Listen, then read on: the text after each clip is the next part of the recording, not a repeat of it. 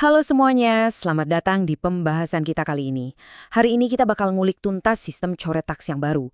Khususnya nih, ngebahas langkah-langkah praktis buat bayar pajak badan usaha Anda.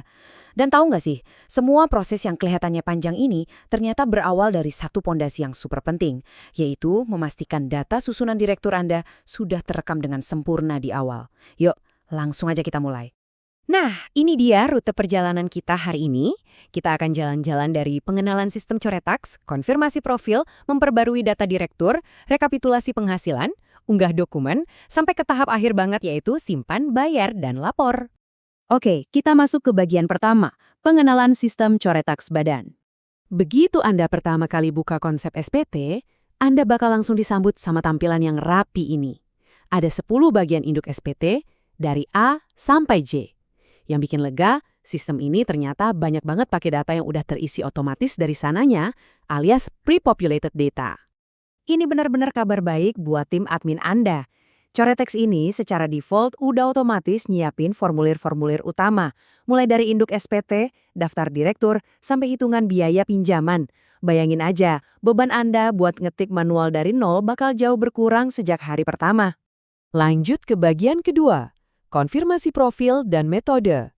Perlu dicatat nih, secara default sistem itu bakal langsung milihin metode akrual buat Anda.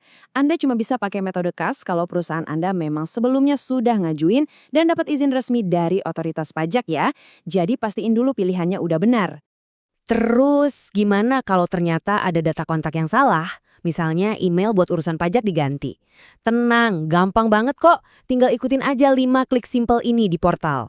Buka profil, masuk ke info umum, klik edit, dan perbarui detail kontaknya. Selesai deh. Sekarang kita masuk ke bagian ketiga, memperbarui data susunan direktur. Ini krusial banget loh. Nah, ini dia inti kepatuhannya. Sebelum kita bisa bayar pajak dengan benar, langkah paling awalnya adalah wajib ngecek susunan pengurus di formulir L2. Tinggal klik aja icon pensil itu, walaupun datanya emang udah terisi otomatis, tugas utama Anda di sini adalah memastikan identitas para direktur ini benar-benar akurat secara presisi. Nggak boleh ada salah ketik. Coba perhatiin deh, sistem ini pinter loh. Kolom identitas inti kayak nama, NPWP, dan jabatan sengaja dikunci biar nggak salah ubah yang bisa berakibat fatal. Tapi tenang aja, untuk detail finansial yang penting kayak negara asal atau jumlah modal disetor, baik dalam rupiah maupun persentase, itu tetap bisa diedit kok. Kalau udah pas semua, langsung klik simpan di pojok kanan bawah. Oke, beres ngurusin data direktur, kita masuk ke bagian 4, rekapitulasi penghasilan dan PPh. Nanti di bagian C, kalau Anda jawab ya untuk pertanyaan-pertanyaan soal pajak penghasilan final, sistemnya bakal langsung nyesuaiin dengan dinamis. Dia bakal otomatis minta detail angsuran Anda di bagian D. Udah kayak asisten pribadi kan? Tahu aja apa yang harus ditanyain selanjutnya.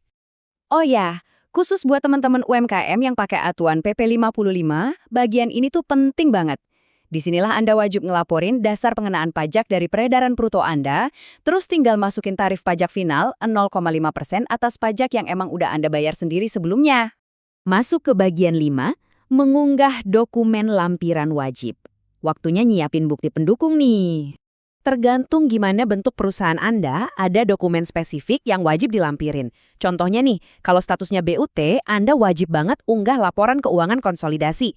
Jangan lupa juga siapin salinan bukti potong kalau Anda punya kredit pajak luar negeri. Buat uploadnya nggak usah panik, gampang banget kok. Cuman butuh 3 klik.